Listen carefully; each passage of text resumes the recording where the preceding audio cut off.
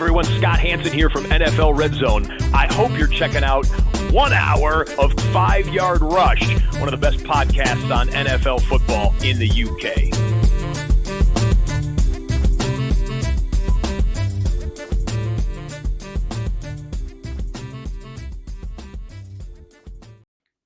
What is happening, Rush Nation? Here we are. We are back with another show as promised.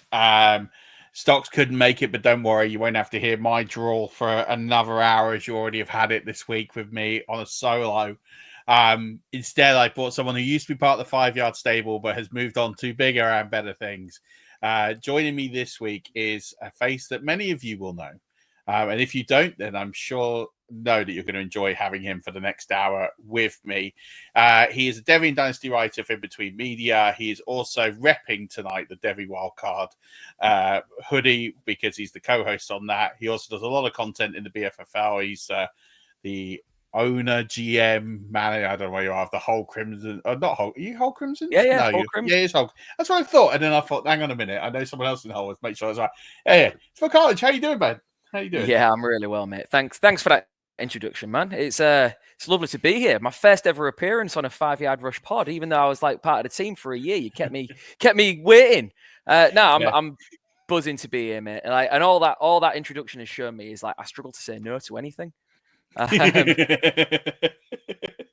Yeah, I think we all do, right? We're all degenerates in what we do, right? So it makes sense. Now, obviously, I mentioned that you were part of the 5-Yard stable year for a while. You moved on. What has been going on? What are you sort of focusing on? I'll give you a brief intro, but what's sort of the niche that you've got into and the real passion of the content that you put together? Yeah. So obviously, I crafted my way into Devy, and it kind of happened a little bit just out of curiosity. Like, I haven't been playing fantasy for overly long. I think I've only been playing 5 or 6 years, but every year I sought out an opportunity to try something different and do something new, and it kind of progressed. And then eventually, I love college football. Always have loved college football. It's been a real passion of mine for a long, long time.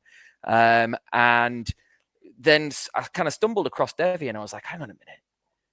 This just adds another wrinkle, another tactic, another layer, and that was it. I was hooked, and that's it. It's got me. It's well and truly got me. And the opportunity to talk Devy, to write about Devy, to basically help people with the transition of players moving from college into the pros, etc., just spoke to me massively. And it just one thing's led to another. Kevin, the team, invited me in at Fantasy Wildcard, and I've been co-hosting with the brilliant Jack for the last year and a bit now. And then, working with yourselves to do a little bit of writing, working with King's Fantasy Sports to do a little bit of writing. And then the opportunity came through yourself, Murf. You know, I should really say thank you. Put me in touch with the fantastic Seth Woolcock over at InBetween Media. And he was just looking for a little bit of help in terms of developing his college side of things, the college fantasy football, Devy fantasy football, and offered me the opportunity to get involved. So I jumped, and I am absolutely loving it. I'm busy, I'm working hard, but I love it. So, yeah, I got to say, the guys at InBetween Media, and Seth in particular, Seth I've known a couple of years, and probably a bit longer than that, and he's just and we had him on the show fairly recently, a couple of months back. If you haven't had a chance, go back and listen to that. One of the great guys in the industry. There aren't many people who I could say like you could trust in. There's lots of people you could trust, but I mean, like, put you sort of pathway to good paid employment in this industry, and like a good person to get to know and help you craft and help you sort of get to what you need to do to start earning good opportunities. And Seth, he's an absolute gem, and he's just one of the most positive people I've ever met as well, which is just he's awesome. So yeah, I'm glad you're there. It's a great stable to be part of, and big fans of the work there. So as you said, you're into college football. Do you want to tell everyone the team that you glory hunt or follow? Yeah, so I am an Alabama fan, and I suppose I got involved in college football at the perfect time to be an Alabama fan. But the true reason for it is not just because they were winning. That was a happy byproduct of what was going on. It was genuine. It was genuinely because, as a Baltimore Ravens fan, I was fascinated by the fact that Eric DaCosta, obviously Ozzie Newsome as it was, Ozzie was a long-time GM and always tapped into his alma mater. We always went to Alabama and drew great success drafting players from Alabama. And I was intrigued, and I just started kind of watching and paying a little bit of attention. And then this guy called Nick Saban just like blew my mind, and I became absolutely kind of obsessed with Nick Saban and the process, and that was it. They had me then. And so yeah, it does just so happens they're very bloody good. But it really was down to just a little bit of research, like, who are Alabama? Why do we keep drafting from Alabama? Why is it successful? And then I came across Nick Saban, and everything that man does is just incredible. And what better team to hitch your wagon to? Yeah, and I mean, you got to give it to Nick Saban because he's the guy who couldn't coach Drew Brees when everyone else could. So that takes a real amount of talent to be that guy. No, he is the greatest. He is the greatest college coach of all time, in similar vein that Jameis Winston's one of the best college quarterbacks of all time. Phenomenal at the level for what they do and achieve great success. But let's be honest, we're a bit of a joke when they stepped up in level. So those two will always be synonymous with me as goats of that level. It's your pod, Murf. I won't argue with you. You can't argue facts. No, I got a lot of time for Nick Saban. Honestly, I could sit here and say. I could sit here and keep the Alabama bashing going, but that would be unfair. So let's get into this class. And there's a lot of people telling you how smart you are. That's my burner account. Yeah. Paying off for you, which is great. Let's talk a little bit about this class. We're at the point now where people are starting to really dip in. The combine's been and gone. People are getting to know the names. Some definitely more popular than others. I think before we break into the rookies, the one thing I want to get your opinion on are this year's mock drafts. Sure. What is your take on this year's mock drafts? And I'm going to hold silent, and then I will share what my opinion is. But I'm curious to know what you think of this year's series of mock drafts that have come out. And I don't mean just the big stables. I mean just the ones that are sort of coming out every few days. Yeah, so there's two lines of thought. Like, first of all, it is a better NFL draft class than it is necessarily a dynasty fantasy draft class. Mm-hmm. And for that reason, projection is a little bit muddled, particularly from a fantasy point of view. Mm-hmm. There is talent there, but in terms of your dynasty rosters, it's talent that I think in a lot of cases will flesh out your squads rather than being bona fide superstars. The bona fide superstars in this draft are in non-fantasy positions, which makes it tough. But that doesn't mean there's not talent there. And I suppose it's our job to dig in and find that talent. And I think in terms of when you look at the fantasy drafts and you look at the fantasy drafts that content creators are putting out there, it really has been, it's probably never been more difficult for, I don't want to say a casual, but people who aren't as invested in the tape and don't have the time to sit and watch the tape and grind the, and really study it. It's probably never been harder for that more casual fantasy player to get a real feel for where the market is. Yeah, I'd agree with that 100%. I'm going to hold that thought for a minute because I think I probably didn't steer the question wrong. I'm talking about the general NFL mock drafts. So forget fantasy for a second and just talk about mock drafts, because I think the more casual players and the players who are trying to... There's a lot of fantasy players who don't watch college football, especially in this country. Sure. There isn't a lot that would do. And so they're relying and guiding on these mock drafts to get a value prop of players. What are your thoughts on just the NFL mock drafts, the top 32, 64 players going off the board in terms of how you're feeling with mock drafts? I mean, in terms of your opinions of what's coming off, do you feel like they're an accurate representation? Do you feel that they're nonsense? I mean, I'm just keen to get your sort of opinions on it.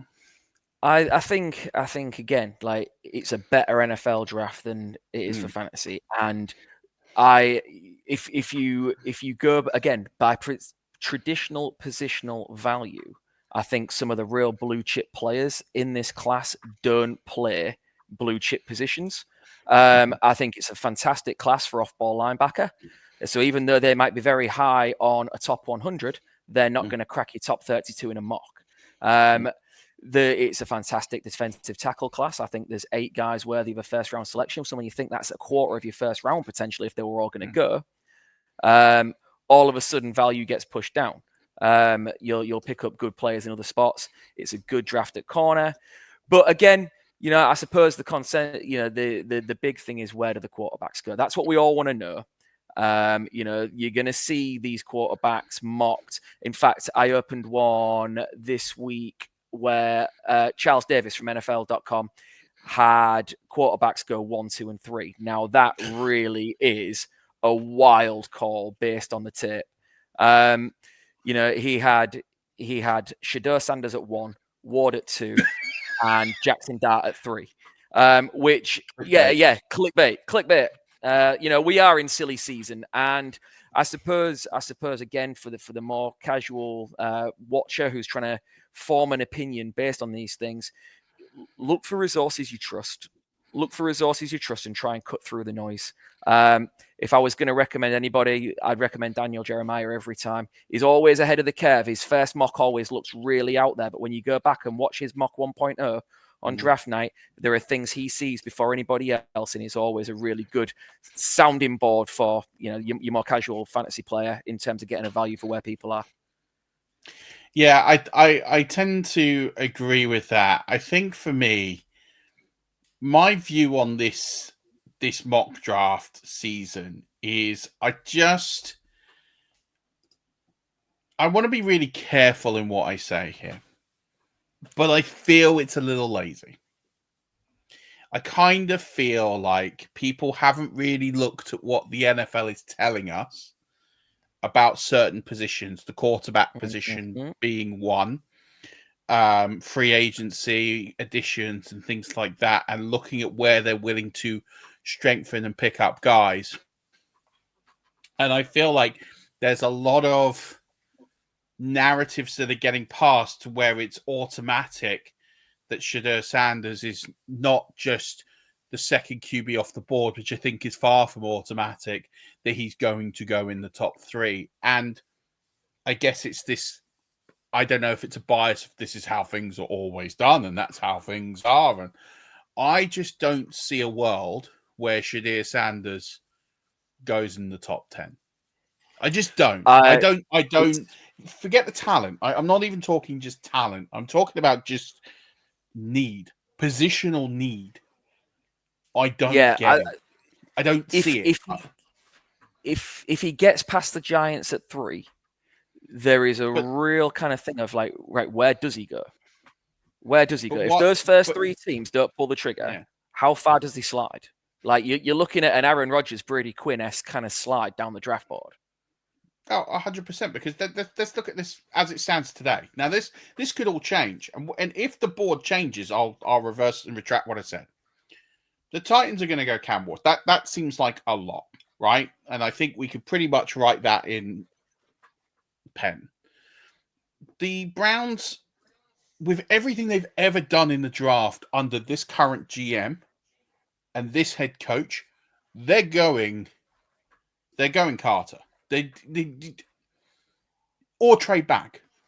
And that that'd be. But as it stands today, they are not taking a quarterback. And I know they need one, but I don't think they're going to do it. The Giants have just told you they're not drafting a quarterback because they've not just signed Jameis Winston, but they have signed Russell Wilson. You are not bringing in Shedeur Sanders into a room where you've got Russell Wilson and Jameis Winston. They are telling you that we'll go and get our guy next year. We'll go get our guy next year. We're going to pass. Now, listen, if Cam Ward falls to 3, I'll reverse that position and they might take him. But on the assumption that Cam Ward goes 1, I don't see it. Patriots have got their guy. Jags have got their guy. The Raiders have got their guy. The Jets have signed Justin Fields. They've got their guy. Panthers, I wouldn't rule it past them, but would you really go Shadir Sanders after you've just gone, with an archetype? Not, I would say archetype similar, but it's sort of a quarterback with similar challenges to what Shadir Sanders is going to face. You're not going to sort of go like for like there. It doesn't make any sense. The Saints won't. The Bears have got their guy. The 49ers have got their guy. The Cowboys have got their guy. The Dolphins have got their guy. The Colts have just signed Daniel Jones. So, I mean, they could, but I don't think so. The Falcons have got their guy. The Cardinals have got their guy. All of a sudden, we're at 17. Bengals have got their guy. The Seahawks have got their guy. The Bucks have got their guy. We're into pick 20 now. Pittsburgh, aren't we? Yeah, so Pittsburgh at 20. Pittsburgh at 21. And if they sign Aaron Rodgers, that's not going to happen. I mean, it could. At 21, there's some value there, but I'm not sure. But let's say that's a possibility. Chargers aren't going to do it. I mean, the Chargers aren't going to do it. Green Bay aren't going to do it. The Vikings aren't going to do it. The Texans aren't going to do it. Then you get to LA at 26. Now it'd be silly, but maybe. So I just don't see a world where Shadir Sanders, I said in a podcast that for me, if more than one QB goes in round one, that is wild. I don't see the now people might trade up at the end of the back end of the first to go and get a guy and take the 5-year contract route. That could make sense, but just as the landscape stands, I don't see this world of 3 QBs going in like the top 3, the top 5, the top. So I don't see it. I don't see what everyone else sees now. Whether that's just because I'm stupid but I've just explained my logic there, and it doesn't ring true to me. And I'm not even going on skill and talent. I'm just going on what the NFL is telling us. In the route. Yeah, absolutely. Yeah. So I don't get it. And this is my problem with the mock drafts. We've seemed to have got into almost like a consensus echo chamber that these things are just predestined to happen. And I'm like, they don't have to. Look at a couple of years ago with the Kenny Pickett draft. They had one QB in the first 3 rounds. And the best quarterback in that draft was Brock Purdy. He was Mr. Irrelevant.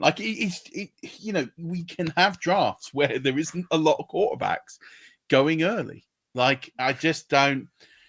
don't know. I just feel the mock drafts feel very lazy, that there's a lot of consensus going on. I felt in previous years, and maybe, as you say, this goes to your point a little bit on there's a lot of talent, not a lot of fantasy talent. And because there's not a great load of offensive talent, it kind of feels more difficult. So people are just I don't want to say phoning it in, because that's not fair to the people putting out the content, but it just feels like there's a lot of similarity there. And I'd like to see a mock where someone does something a little different. Look at, I haven't seen a mock with 1 QB in the first round. I haven't seen one. So I'd like to see that and see what that plays like, because I think that's a realistic option. And I could be wrong, but it's by the by. It's just, I think it's an interesting debate. And I think before we talk about the rookies, the sentiment I give out to people every year is, and you've hit the nail on the head here, NFL talent doesn't equate to fantasy points. There are many great NFL players in fantasy positions who don't contribute brilliant fantasy points. In the same way that really bad players can contribute really good fantasy. I've mentioned Jameis Winston already. It's a great example, right?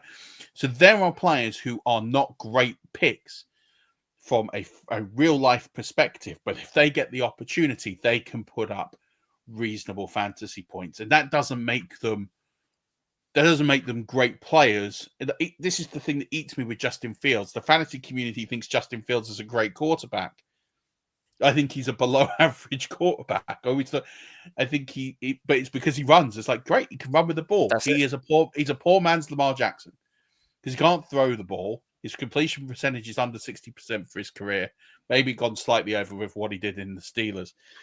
But I don't see a world where Lamar Jackson is a top 16 quarterback, where Justin Fields is a top 16 quarterback.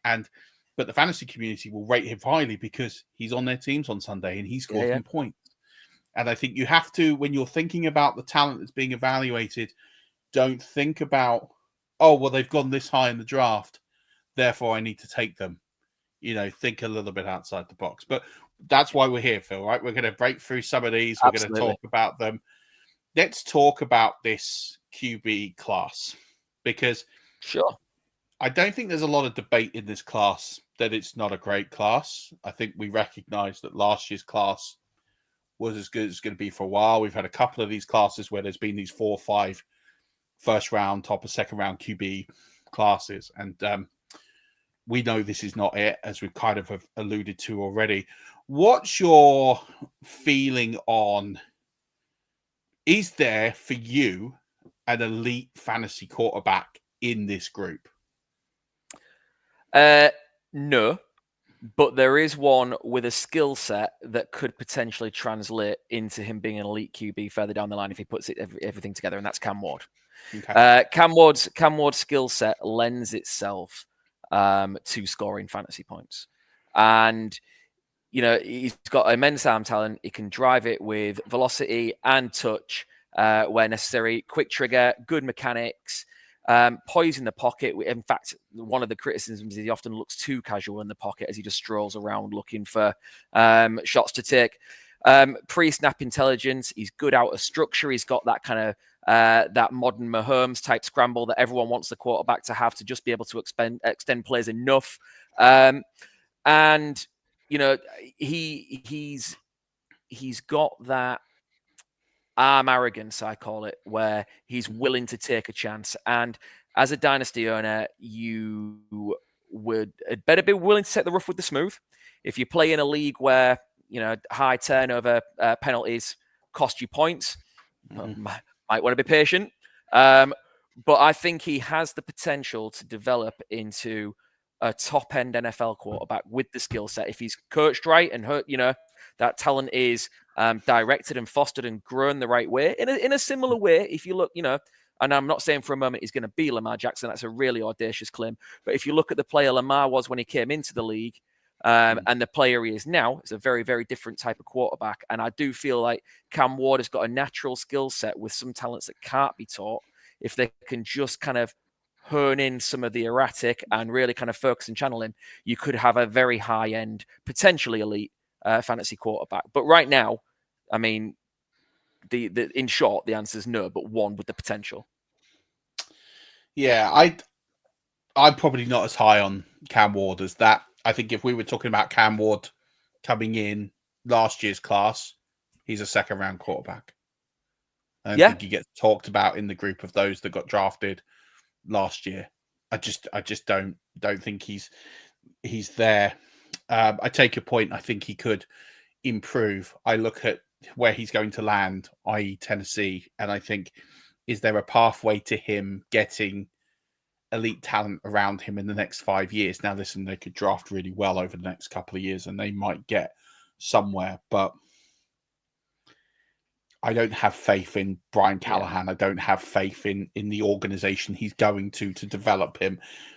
I think the last time the Titans had a quarterback on the border of elite is probably Steve McNair. So we're going 20 years. And I think that's a situational problem. And then you've got a guy who in the pocket with protection will be as good as anybody, right? There's no denying, if he is in a clean pocket with time to go, he is going to be very, very, very good. Passing production, 90th percentile of all passers that were invited to the combine since the year 2000. So, but if you put him, the two things I think for him, one is throwing outside the pocket. He is worse than anybody in this class by a long way.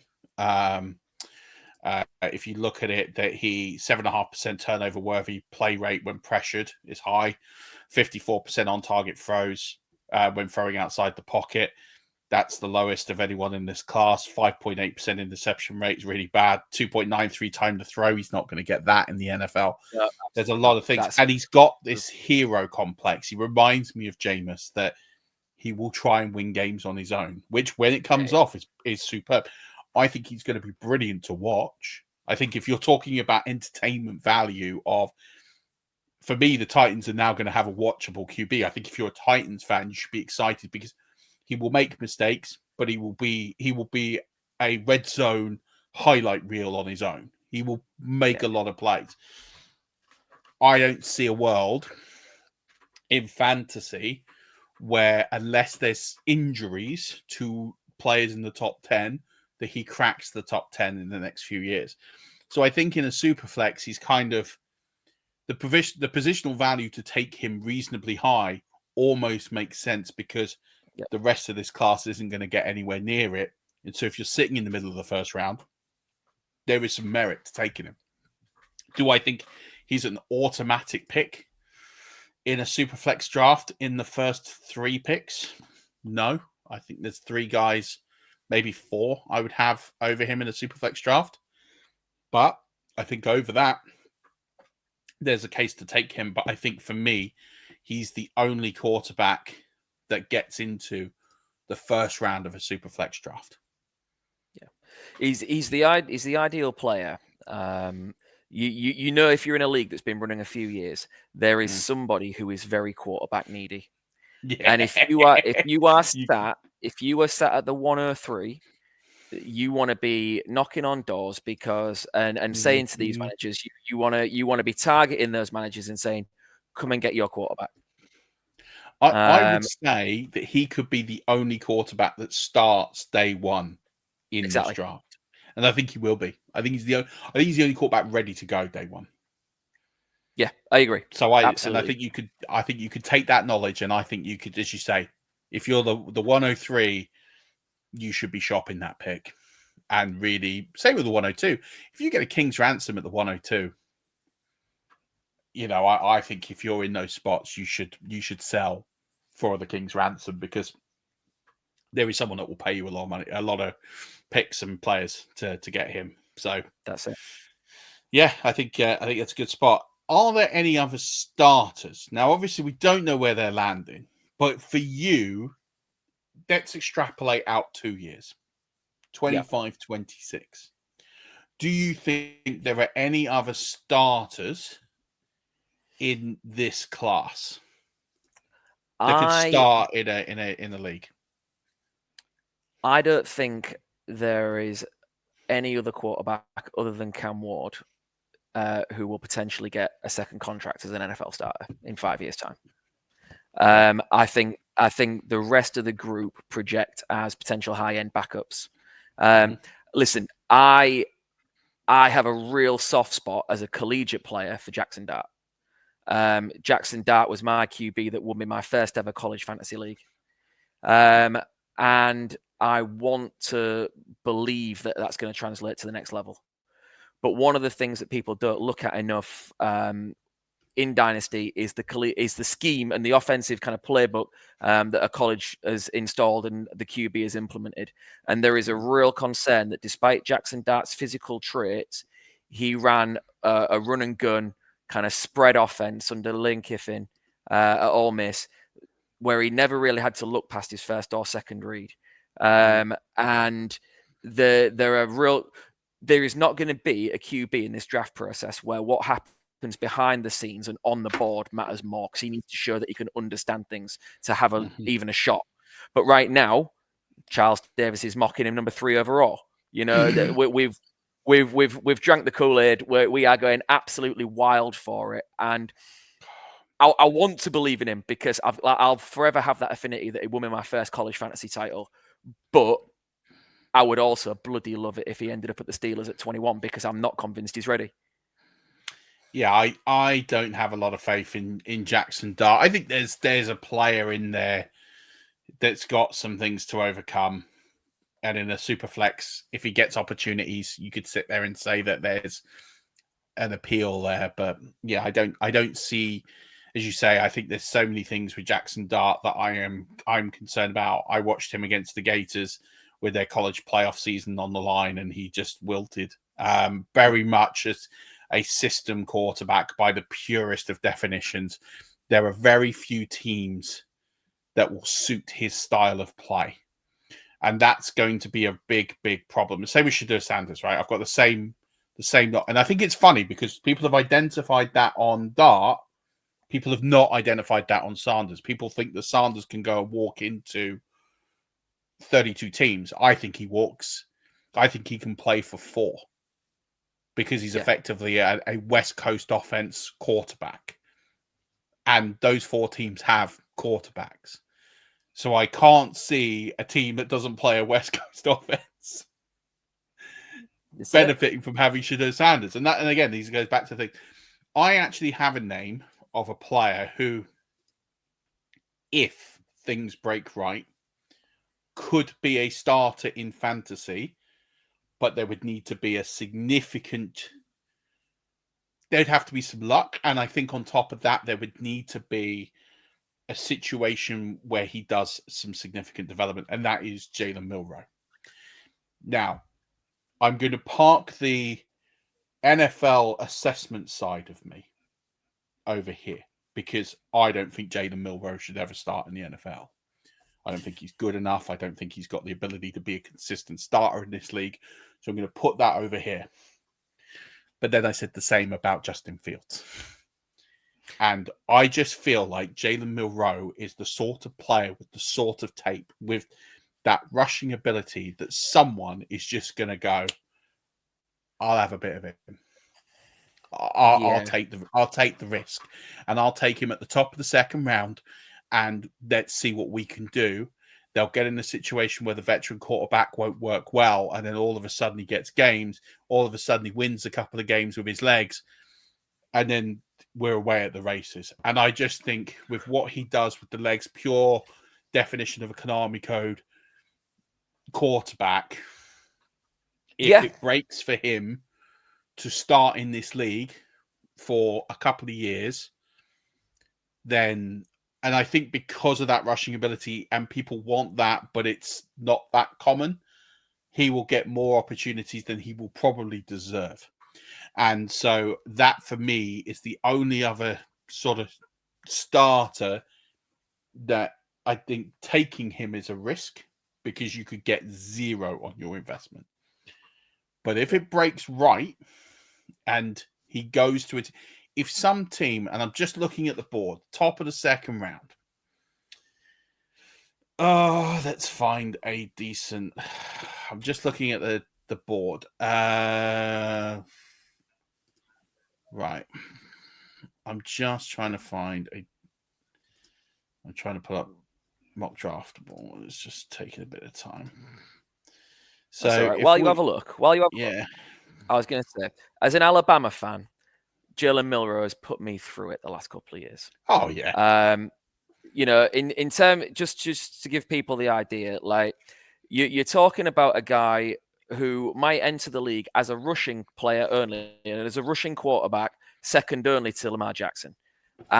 In terms of just pure speed and ability as a runner, he is physically imposing, and I think the difficulty is, and I've said it a lot on the kind of Wildcard Devy shows, when we've been watching these quarterbacks throughout the season, is I think he's been well coached. I think the coaches that have worked with him have tried to get him to go through his progressions, to read an offense, but it just hasn't worked. He looks confused under pressure.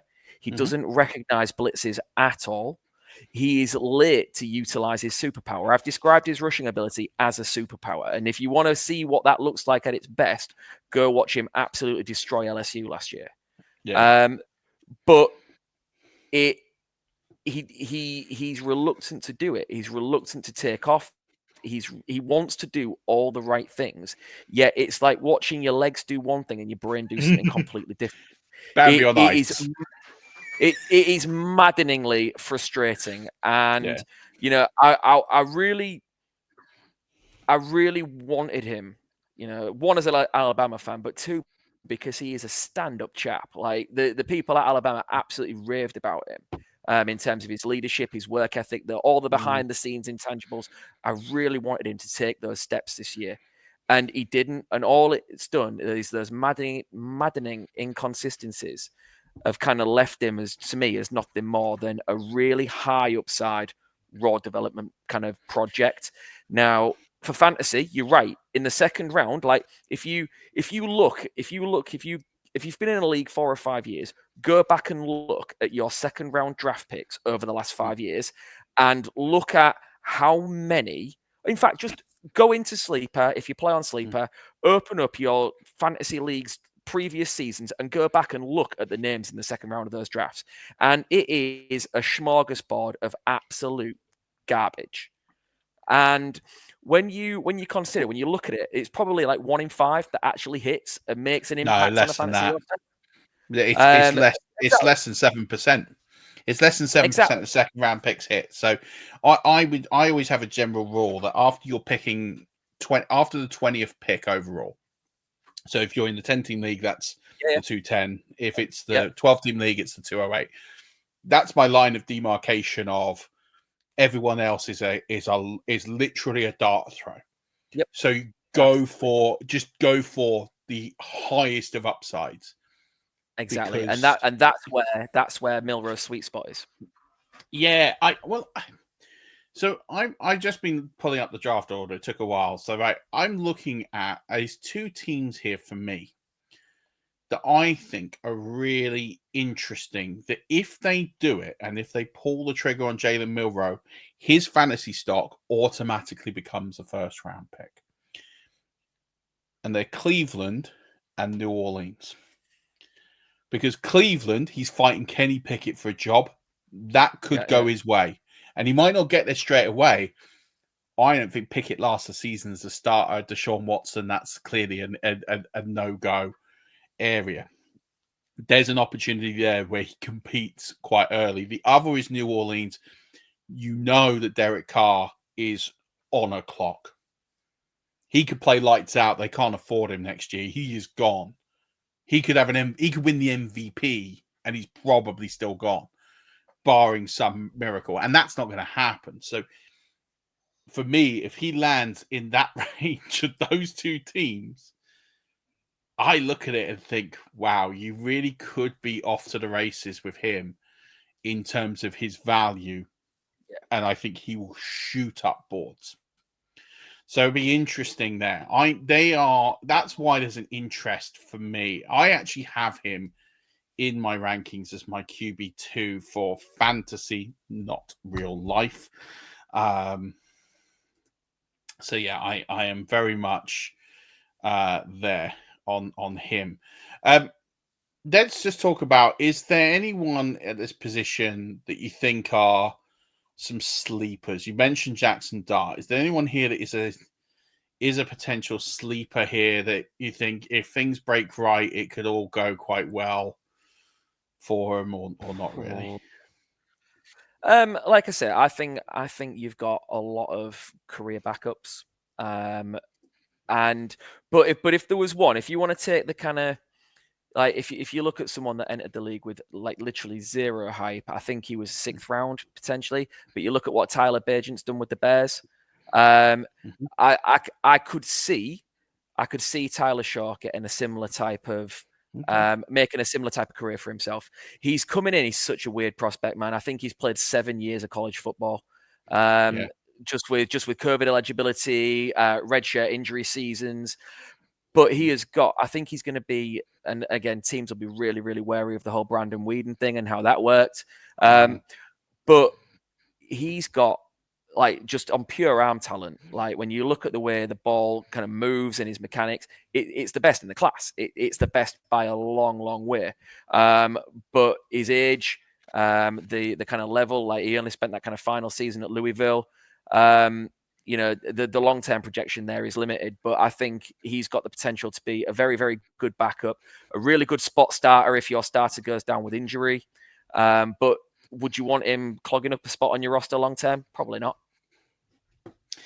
Yeah, I can't get there, unfortunately. I got him as a dart throw, and I think it's purely because I just admire the fact that he's probably the only player that's gone to college and got a pension from college because he was there so long. He's going to start the season age 26. That's quite impressive. I think I like him, but he's made of glass. I don't know. my sleeper here is Kyle McCord. I actually think this kid's got all the throws. The knock on him is, well, he didn't do it at Ohio State. I can think of a lot of quarterbacks that didn't do it at Ohio State. Joe Burrow didn't do it at Ohio State. Lots of quarterbacks don't do it at Ohio State. That doesn't make them bad. It just means it's a situational thing that didn't work. Kyle McCord last year was absolutely phenomenal. I mean, I'm going to read out some bits as to why I like Kyle McCord. First of all, no quarterback in this draft class had more dropbacks last season than Kyle McCord, 640. That was 77 more than the next player. He has the fastest time to throw in this class at 2.4 seconds. He also threw the lowest rate of passes at or behind the line of scrimmage.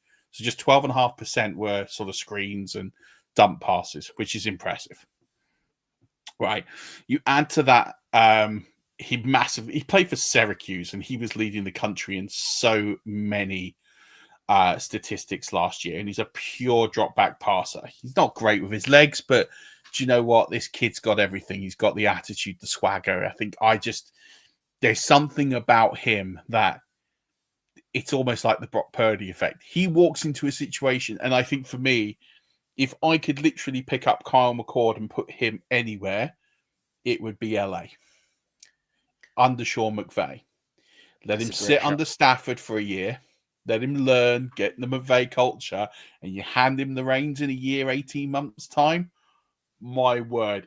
If I could pick him up and put him there, we'll go to the moon, baby, because I think he could really be a starter at this. I genuinely believe there's things he's got to work on, but I think he could do it. But I've got him as my QB3 for fantasy because I just think that arm is superior to anybody else in this class.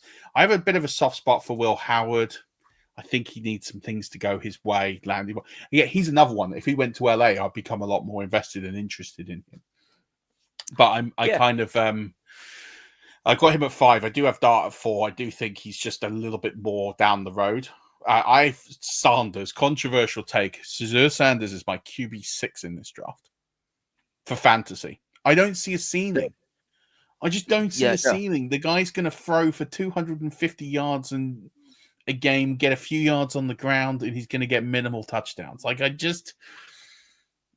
Unless your league is rewarded with high accuracy, like if he finishes above 70% of his part, like the Scott Fish Bowl scoring where they do completion, you get completion bonuses. Then he shoots well up the rankings, but that's it. That's the only thing he's got in his locker. So yeah, I'm kind of there with him. So I'm out on Shedeur Sanders. I won't be taking any of him, and I'm fine with that.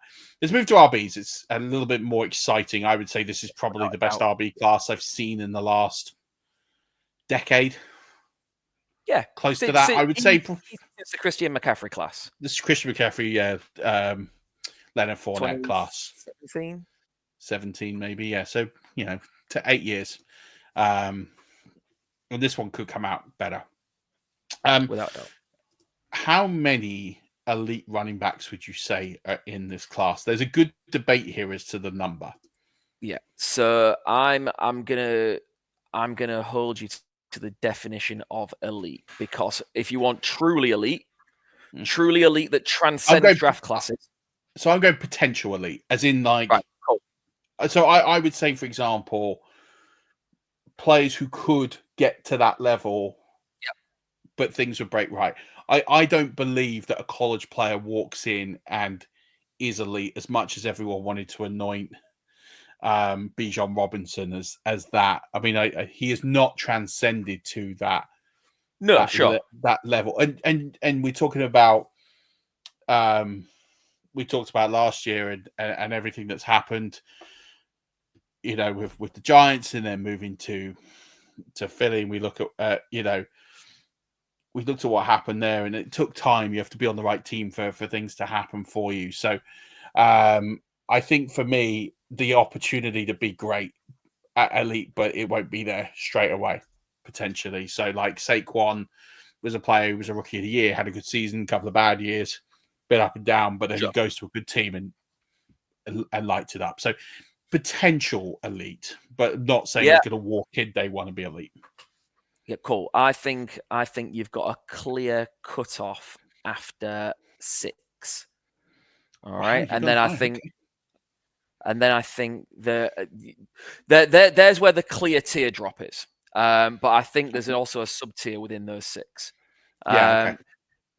I think the clear bell of the ball is Ashton Ginty. That'll be a name that even the most casual fan is well aware of at this point. And let's just spoil it. Let's tell everyone how to draft. If he's not your 101, you're doing something wrong. If you're not, mate, Not me. I can't get there. I can't get there. It's got to be. It's got to be for me. In the tier below him, I have 3, and you can toss them up anywhere you like. I've got Henderson, Judkins, and Hampton in that kind of just tier down. I've then got I'm really high on Cam Scatterbo. I didn't think I would be. I had to go back, like, and as much as and this is a really kind of good kind of reminder just how much college football there is on any given weekend, right? Because I got through the vast majority of the season watching the SEC, paying attention to what Cam Ward was doing in the SEC at Miami.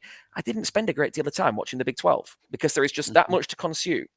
That Cam Scatterbo, until Arizona State were right there on the kind of cusp of winning the Big 12 title, I'd seen the numbers, but hadn't really put my eyes on the tape. And so all of a sudden, when you saw him in the college football playoffs and everyone sat up and went, wow, look at this guy. I made it my point to go back away and have another look. And it blew me away, to be quite frank. He went from being somebody completely not on my radar as a top end prospect to now I want to sit him up there with a Marion Hampton. I'm not as high on a Marion Hampton as some. A lot of people are saying he's the kind of 1B to Ginty being 1A. I don't see it personally, but I'm putting Cam Scatterbo into that mix. And I suppose the one that I'm a little bit lower on, but I think there is a definite tier break after him, is Caleb Johnson. I'm with you. I think he needs the system more than the other guys do. He needs to be in the right scheme in order to really dominate. But the physical traits are definitely there. That's really interesting. So where I'm at, right, I'm going to be the only person in the world that doesn't have Ashton Ginty as my 101. There's a couple of very, very good reasons. Okay. One is the amount of work he's already done. Okay. That to me is a concern. There's a lot of tread on those tires. 2, I don't like the fact he's not run a 40 this year. I get it, like the risk of running it, as we've seen with some players. Yeah. But there's a concern for me that he didn't back himself to do it. That shows a little something to me I don't like. I'm not a big fan on consensus 101s that are just put in and nobody challenges it. Like I don't like it. Like I never have got on the board of, well, Marvin Harrison Jr. is the consensus wide receiver 101, and there's stuff to even have a debate about it. I'm like, we're going to mock him at first round back or top of the second in startup drafts, in fantasy football redrafts. The kid's not played. Like I just can't ever get there without a challenge. For me, my problem with Ginty isn't anything to do with him other than not running the 40, the tread on the tires. I just think, and I think as well, he's going to go to a bad team. And I think it's going to take some time. I think negative game script's going to hit him for a couple of years. I think we're going to see a slower trajectory with him because of that. And I think that's going to hinder him, which is why I am on Hampton as my 101, right? Right, okay. So Hampton, for me, did run the 40. He ran a brilliant 40. For a guy who is 225, he ran a phenomenal 40. His speed score is off the charts. The only players in history to have his speed score at 215 pounds plus while posting above a 15% reception share and a yards per play of 225, right? This is a very small list. Todd Gurley and David Johnson. Wow. And Hampton got there. the metrics and everything that this guy does with his size, with his ability, and everything that he's got screams to me that he is the least landing spot dependent of anyone, because he is an absolute beast. He can handle the ball better than anybody. And for me in this class, he is going to be, if he goes to a bad team, he's going to be the playmaker, because he's going to be the guy who will do it all. And I just look at him and I think exactly that. And I just think for me, he's in a phenomenal place. I look at him and I think, if we look back at this in 3 years from now, I can see a pathway to here. He's the best running back in this class. I really can. And I could get it on GT 100%. I get it. What he did last year was nothing short of outstanding. Like, it is as good a dominant performance as you will ever see. I doubt we'll see seasons like that again. But that also makes me weary of, can you do it again? Like, how often can you put that in? That's my concern. I mean, that's all it is. It's so tight. And I have Henderson in there. Those three for me are the three I could say could be potentially elite players. I would say, and there could be more, but I have three. And I have a clear break there on those three. I have no problem making the case. And look, if you have GT at 1, I get it. You had Henderson at 1, which I don't think anyone does. I could get there. Like, I could get there on any of those players. I am always going to be a little different. That's kind of just how I am. I'm quite happy with that. I'm there on Johnson. I actually have Johnson over Scalabo. Judkins, I'm there on. Tootin, for me, is probably the most interesting of that next year. Yeah. Because I think he could be elite, but I'm not willing to go there yet.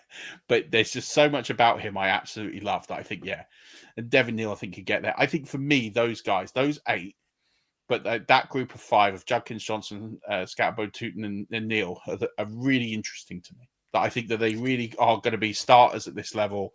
They're going to be weekly starters in your fantasy team. They're going to put up good points. I'm good there. I think this is a great class. I think for me, I can't remember the last time I did one of these and put, there's 8 starters. There's 8 fantasy starters in here. Easy. 8 fantasy starters that you could lock in and feel pretty good, which out of, 24 plus flex, that's a lot. But there's a lot of teams that need running backs. There's a lot of vacancies. There's a lot of holes. There's a lot of older players that could get usurped quickly. I think 8 of these guys minimum could be starters. Yeah. Are there any sort of sleepers? And then finish your thought as well. Yeah, no, it's interesting what you said. Like, in terms of sleepers, particularly for fantasy, look,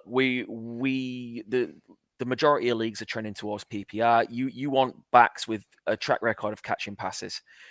So there's 2 that I think have been massively slept on, and that's Woody Marks from USC. And LaQuint Allen, again, from Syracuse, who did a lot of work with Kyle McCord last year. Now, LaQuint Allen runs a good route tree from the backfield, caught a lot of passes, as did Woody Marks. And I just think those guys, like, this is the perfect year, right? We've already talked about, like, what a dart thrower looks like after the kind of mid to back end of the second round. Like, it really is a lottery. If you, I mean, for God's sake, in every deal, I just throw those picks away in order to make it look a little bit sweeter when I'm trading in season. But it's very, very rare that I earn anything past the second, to be quite honest. But if I've got some of that shrapnel, it is the perfect year to just don't gamble on a late wide receiver. There's no point. All right, the hit rate's going to be piss poor, but opportunity for these running backs, the way the league goes through them in terms of injury potential, etc., etc. Get on some of these running backs with any late round dart throw you've got. Pick the next best back that you like the look of. But those 2 for me, LaQuint Allen and Woody Marks, and then my guy Kyle Manunge as well. Like, all 3 guys who have got potential to not just be spot players, but actually craft out a significant role that would trust you eventually to play them in your flex spot. I think those are 3 names to keep an eye on. Yeah, I would also say I'm going to throw a name out there, which is Brashard Smith. He's someone that is really intriguing me. That I think he's someone that I've got a bit of an eye on. That I think could do something. And if I was going really deep, Ulysses Bentley, the fourth, is someone that I just have a little bit of an eye on. Do I expect it to pay off? No, but in the last round of a draft, I'll probably be taking quite a lot of him. Exactly. No, exactly that to spin him up. Let's talk about this wide receiver class. I would go as far to say that this is it's a very nice wide receiver class in the sense of there's a lot of very good-ish players. There's a lot of players that are going to come in the league. They're going to make some money. They're going to have very nice careers. Yep, that will be contributors to teams. Quite a few of these players will get rings. Quite a few of these players will knock around the league for 6 to 10 years, and they will earn very nice money and do very, very well. But there's not that cream for me. There's not a lot of cream at the top of this. There's a lot of very good wide receivers who can, get some games and do reasonably well. But I don't think for me, this is the first year I've looked at this and gone, there's probably less starting wide receivers than there are less starting running backs for fantasy. Yeah. So with that, who would you say is on that tier to be potentially elite? Well, ironically, the best wide receiver in the draft, we're genuinely not sure is going to ever play at receiver. There's a real conundrum still in what to do with Travis Hunter.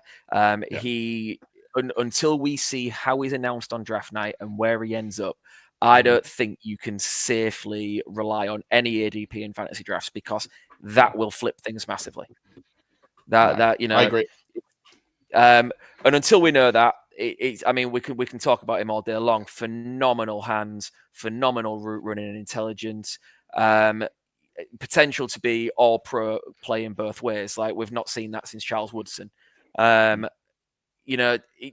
He's a special player, and if he ends up at the Patriots, even if they announce him as a cornerback, he's a first-round draft pick for me because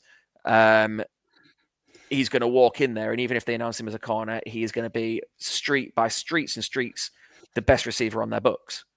And for that reason, it's not going to take long until they want to win games and rely on the best playmaker in the entire organization. And he starts taking those steps and taking those snaps on offense. But outside of him, I genuinely don't think there is a truly elite player. I think Ted McMillan falls into that next tier of very good, but we're desperate for someone to be elite. So that's the word people have started using when he perhaps isn't quite deserving. I think he's the tier of very, very good. Outside of that, you've got some really interesting players, but every single one of them has got questions. If you look at Luther Burden, phenomenal talent, phenomenal athlete and run after catch threat. But there will be genuine questions about the drop off. Now, it seems very cool to be out of favor with Luther Burden at the moment. He just ran another outstanding 40 for a guy his size and for his build. And I feel like not enough people are quite giving him flowers yet. But ultimately, the questions have got to be asked about why that fall off came this year. Because he went from being a world beater in his sophomore season to barely clocking 600 yards this season and kind of regressing in just about every meaningful category, which is a concern. You've then got Matthew Golden, who has burst onto the scene. Obviously ran a lot faster than his college teammate, who was supposed to be the one that ran fast. Looks promising, but it's a fairly limited sample size in terms of top quality production. The one for me, the one that I will be looking to take plenty of gambles on is Trey Harris, because I think that skill set potentially could be a game breaker at the next level. But again, the consistency element of that isn't quite there. It's been a very, very good final season. I think what's important with Trey Harris is he has improved every single year.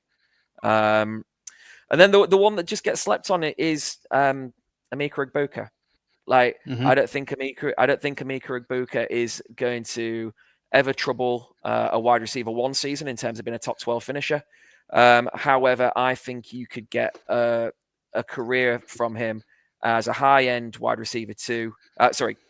Or low-end, even as a low-end receiver two, high-end receiver, wide receiver three, that you can start week in, week out and know that he is going to net you points from the slot, You know, he's going to score you 10 to 12 points every single week. He'll have the odd week where he blows the doors off, but he's just such a high floor prospect. I just don't necessarily see the elevation and the ceiling in his game. But ultimately, they're the players that flesh out your lineup and win your championships. 100%. I mean, I'm there on him. At the moment, he's Ibuka is my wide receiver 4, only because I have Hunter below him because of this uncertainty, right? I have Hunter at 5 purely because I'm not prepared to crown him as the wide receiver 1 when he might not even be a wide receiver. So he sits at 5 for me. I'm going to shock you and tell you that Luther Burden is my wide receiver 1. I think for me, I look at a player like that and think of what he did and go, this was a player who was criminally misused last year. You've got a player who can go and win outside, and they lined up 83% in the slot. Now, listen, the slot usage happens to elite players because they want to get them the football, right? Happened with Justin Jefferson, happened with Brandon Ayuk, happened with all of these players in the history, Jackson Smith and Jigba, right? So, but ultimately, what he has done is elite. There is this, did he take his foot off the gas? I don't know. I personally think, and I look at Missouri and think he was personally mismanaged. And I look at players that undercook in their final year and think, okay, but why? And I think purely it was the way that he was lined up and the way that Missouri offense was very, I'm going to call it pedestrian. You know, the only time you got to remember in the SEC, right? You've got either the most challenging of games or the easiest of games, and there really is kind of no in between in the SEC. You're going to have weeks where you're going to go up against Alabama, Florida, and South Carolina, and LSU and Georgia, and then you're going to have weeks where you play like Murray State, and it's just like it just goes either way. And on those games where, against the big teams last year, Missouri, they were pretty crap. They got absolutely smashed by Texas A&M, 41-10. They got shut out by Alabama. Against South Carolina, they did quite well. I argue that South Carolina was slightly overinflated in their position, but, at least they put 30 on them. So against good teams, this offense didn't run. And, I think, again, that's how much of that is Burden versus Brady Cook and company. Yeah, sure. And I think for me, I can get there on Burden. I do have Ted McMillan at 2. I just think he has all of it. But yeah, I mean, I have Ibuka at 4, Golden at 3, Hunter at 5. Hunter could go up, of course he could. But yeah, I like you said about Trey Harris. I like Tez Johnson. I think there's some really interesting players in that sort of flex appeal. Restrepo obviously did himself a world of pain with his 40 time. Yeah, one of the worst 40 times we will probably ever see. There was a funny thing where they were saying that he ran a 40 less than Tristan Wirfs. It is interesting, isn't it? Because in the immediate aftermath of that, he hopped on social media like a lot of the players do now, and kind of said, go watch the tape. I don't need to run in straight lines, this, that, and the other. All right, yep, that's fine, but you're not going to be doing anything to make defenses worry about you, like running like that. Because even then, take the stopwatch away, it looked slow. It looked bad. And then I think in the immediate aftermath, I don't know whether he's trying to do some damage limitations, but he's now come out and said there's a hamstring injury and he wanted to run because he didn't want to. Look, who knows? Who knows? Yeah. But what he's done is, like, for just purely for him from an NFL draft perspective, that's probably like one of the most expensive 40-yard dashes ever, because he has just cost himself a ton of money. He will be lucky to go day 2. Yeah, without a doubt. And he could fall into day 3 quite easily. I think there's enough there. I have got him in my top 15. He's at the bottom of that top 15. Well, Jimmy Horn's bottom of that 15. But I have him sort of at 14. He was higher than that before that run, but I think that's going to turn some people off. But for me, I still think he's worth it. I think he's going to get to the point in fantasy drafts where, because that's been so overplayed, he actually becomes a value. And I'll actually buy into. I always love it when there's this narrative of being so completely out on someone that I have to buy it for the chip on the DK Metcalf. How many people were out on DK Metcalf because of his 3-cone? You know, it became one of the greatest jokes ever.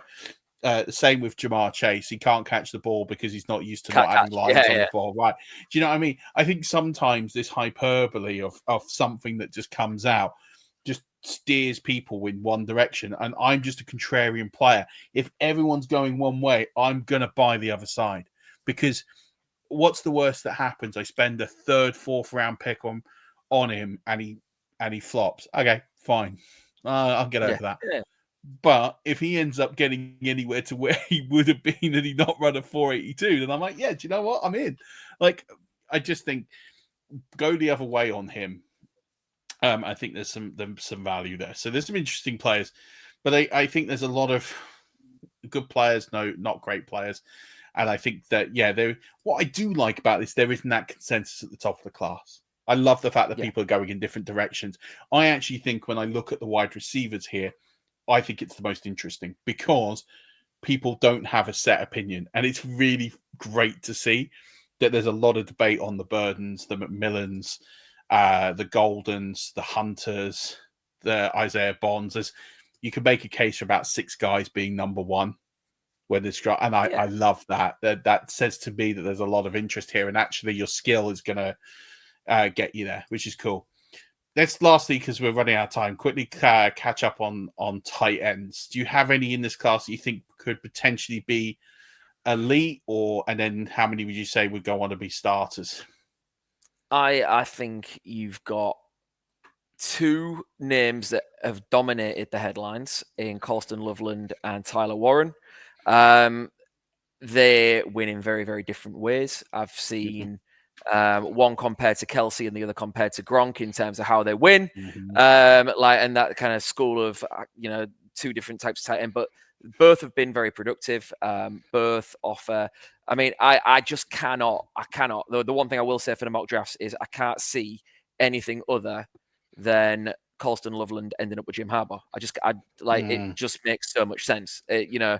However you look at it, I just see it happening. Those 2 will be early contributors. I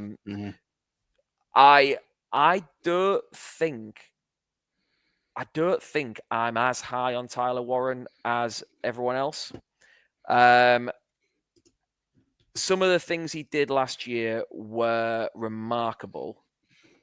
But in a lot of games where Penn State were the bullies and were expected to do these things anyway. And he will be a very, very good player, but I'm seeing people now saying he's as good a prospect as Brock Bowers was. And to me, we're in a completely different world there. I can't get on board with that. And I think it's just, do I think he's going to be good? Sure. Am I comfortable putting him in that bracket? Absolutely not. And I just kind of want to help people temper expectations slightly if they think we're getting the second coming of Brock Bowers.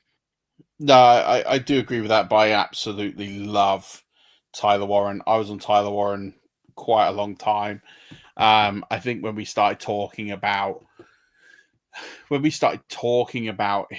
him and tight ends, I think he was the tight end 3 in this class when it all started to be the discussion pre sort of end of the season and then getting into senior day, and then it's all just got better and better for him, and Harold Fannin has kind of fallen away from the conversation. Fannin was kind of 1-2, it was kind of Loveland Fannin, and then Warren was kind of underneath. Warren is usurped to the top just because he's got the best tape.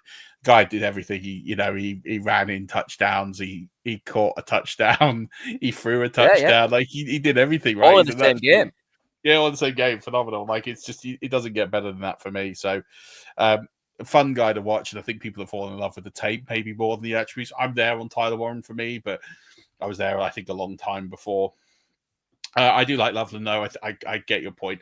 I think he could go to 2 places. I think he could go to Harbaugh. I think he'd go to Washington. I think either way, he's going to absolutely dominate. And then I think, Fannin drops a bit. Arroyo is in that, and I think I have a bit of a soft spot for Mason Taylor. I actually think he could be a good starter in this league and in fantasy. I think he's going to be. Now, listen, a starter in fantasy football is contributing 9 points a game. That's kind of like the 9-10 point range. It doesn't mean elite production, but it's going to be decent. But I think there's only 5 starters in this group, which again is quite a lot because normally you project 2 or 3. So I think there's a bit of a hole at tight end in this league. I don't really take dart throws on tight ends. I don't really get the point, but do you have a guy if you were to take a dart throw? Yeah, absolutely. And again, we go back to Syracuse. Aronde Gadsden. He gets a tight end designation in terms of how he is listed on Sleeper or whatever platform you choose to play on. However, he is a big slot receiver. And he has a wide receiver skill set, big catch radius, big red zone threat. Highly productive, explosive in the red zone. Again, I get you. Not a lot of late round dart throws should really be taken on tight ends. But he's a guy I like. You probably, if you play in a shallow league with a 3-round rookie draft, take him on waivers as a free agent afterwards. Stick him on your taxi squad and just make sure you've got him so no one else can, just in case.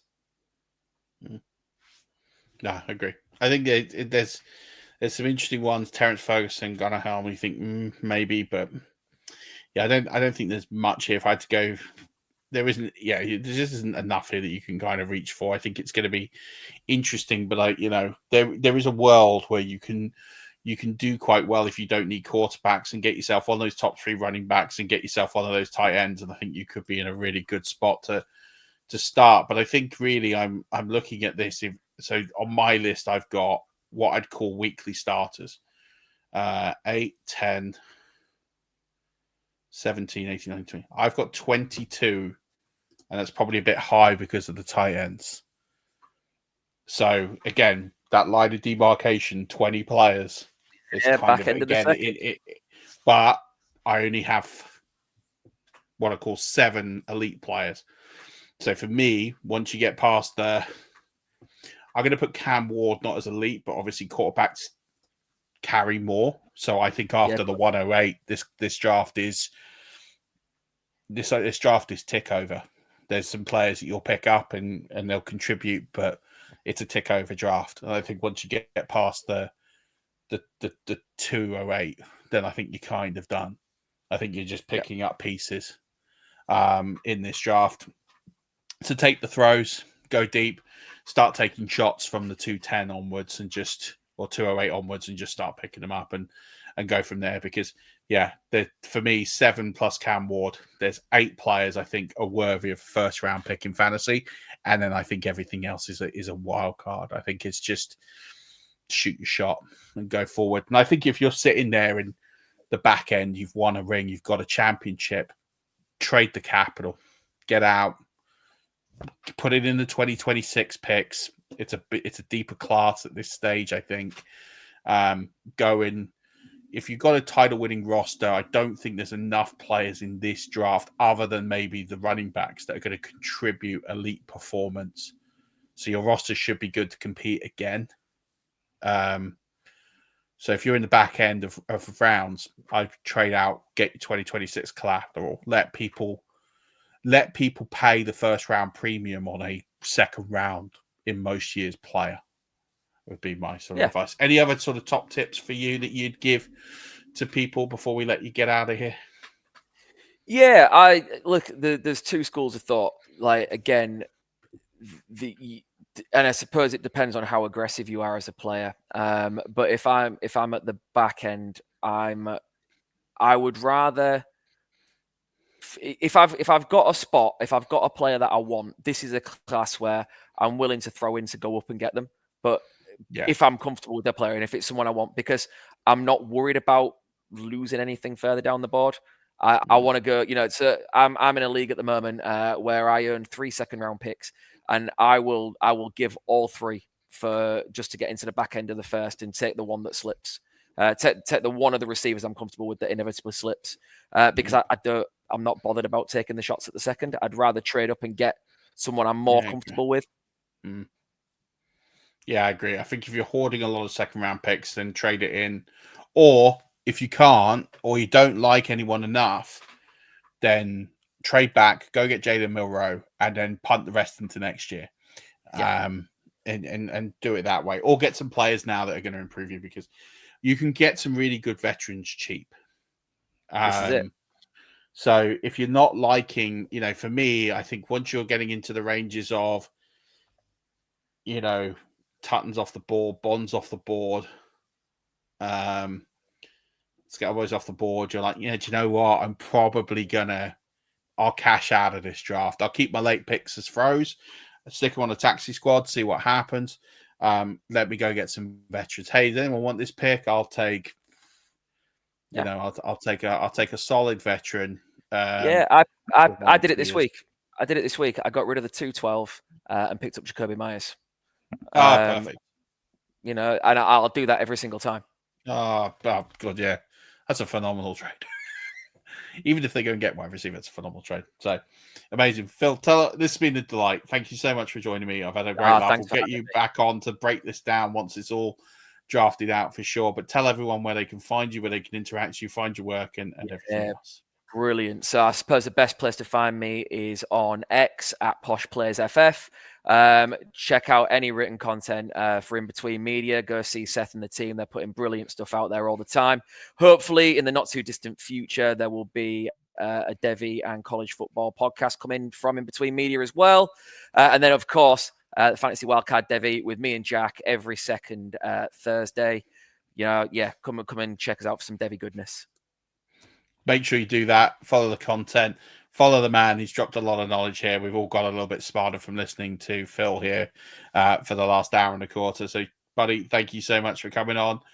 Rush Nation, we will be back late end next week. Stocks and I will be going more. I will try and drop some solo pods over the week, just talking through my rankings a little bit more detail. I've sort of dropped some nuggets here, but we'll go through and do the positions and just get us ready. It's almost draft month. We're literally just a few days away from draft month starting. Everyone's got to get a bit sharper. Best ball season's kicking off. It's all around the corner. Drafts, fantasy season is here earlier than ever. So let's sharpen those pencils. Let's go fill up our harbors. Let's go get those ships. But until then, Rush Nation, don't forget, as always, keep rushing.